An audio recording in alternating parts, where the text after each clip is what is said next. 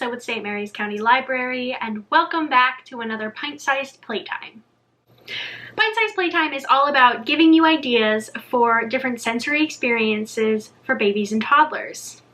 Sensory experiences are super important for a child's cognitive and motor skill development, and they really just encourage creative play and experimentation. Today, we're going to be talking about sensory bins. I'll share with you a few ideas that require very few materials and very low effort.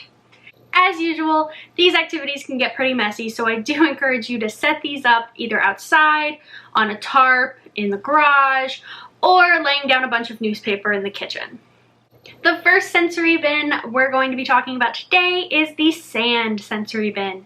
You can either buy a small bag of play sand, or you can even go outside with your child and dig into the dirt and fill a small bin with the dirt. At the library, we have done huge kiddie pools full of sand in the past, and while it is a lot of fun to have a sandbox inside, it is a huge mess. So I would recommend keeping this on the smaller scale.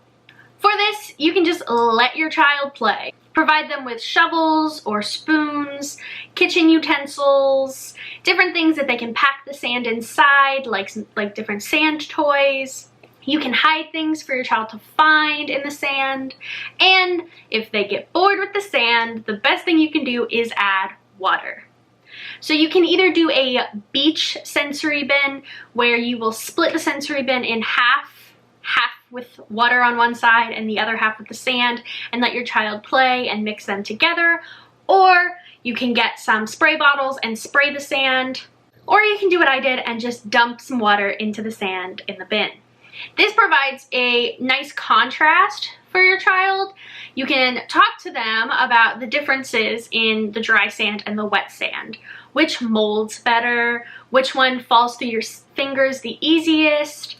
Try to bring their attention to the differences between the dry and the wet sand. As usual, these sensory bins are all about trying to engage all 5 of your child's senses as you play. Next up, we have a favorite at the library, and that is shredded paper. At the library, we do have kiddie pools full of shredded paper, and the kids love to throw it around like confetti, so this can get quite messy. So again, I would recommend doing this on a smaller scale. If you don't have a paper shredder, you can make it an activity to take junk mail or old pieces of paper you're not using anymore and rip them up with your child to make your own confetti. All you gotta do is put them in the bin, and yet again, you can hide things in them. Provide your child with utensils, big kitchen utensils. Tongs are really fun, and just have them play. I really like the hiding method because I think it's really fun to let them dig through it. And yet again, if they get bored with the paper, add water. This way, you are again displaying the differences between the dry and the wet paper. Which is easier to mold? Which is easier to throw in the air and fall down like confetti? What does it sound like? What are the differences in the sounds? What does it look like when it gets all wet and mushy? Bring your child's attention to those little details and really try to drive them home. Next up, we have a super fun one. This is pom-poms. If you don't have any craft pom-poms, you can also use cotton balls. They work just as well. They just aren't as colorful. You'll just fill the bin with some pom-poms. I don't have very many here. I was running low on craft pom-poms, but any amount really will do. My favorite activity to do with kids with this is great for toddlers, and you will just give them tongs. You can use full-size tongs, or these little mini ones work really well for small hands. All you're gonna do is have them pick up the cotton balls or the pom-poms and move them outside of the bin. If you have the colorful pom-poms, you can have them sort by color. You can also see how many your child can pick up in one go. Count those out with them.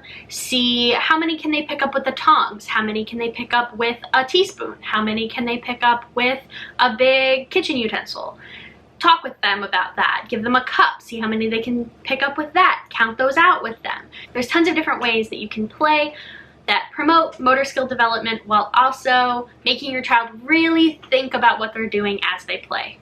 Next up, we have shaving cream. In our last pint-sized playtime, I showed you how to make shaving cream bags. That is definitely a lower mess than making a shaving cream sensory bin. For this, you're just going to spray the shaving cream into the bin and let your child go wild. This does feel really cool just to mush your hands in, and it is a really nice and satisfying sensory experience. If they get bored of the shaving cream, you can always add food coloring and give them Q-tips or spoons to mix up the colors. They can also get in there and mix it up with their hands, but there is the possibility for staining since you're using food coloring. Next up, we have the simplest sensory bin, and that is just water. Water tables are huge, but they can get a little pricey, so it is really fun just to make your own at home. You can obviously get a kiddie pool out or just use a small bin or a bowl and let your child go crazy. It's great on a hot day.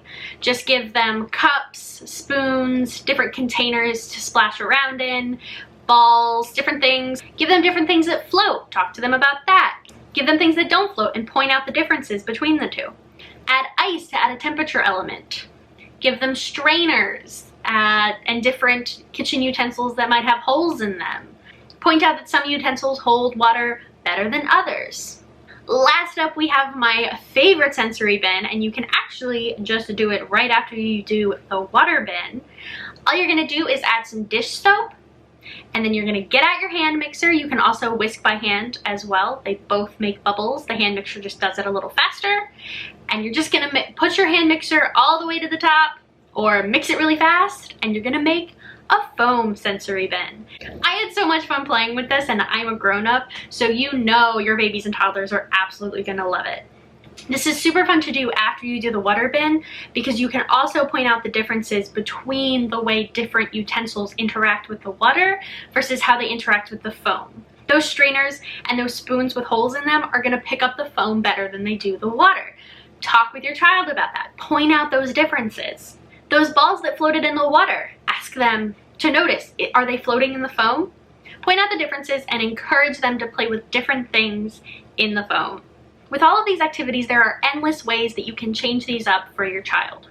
Virtually anything can become a sensory bin. It's just all about encouraging that creative play and experimentation through really simple materials. I hope you all enjoyed these ideas. Please post pictures of your child doing some of these sensory bin ideas and tag the library in them. We would love to see them.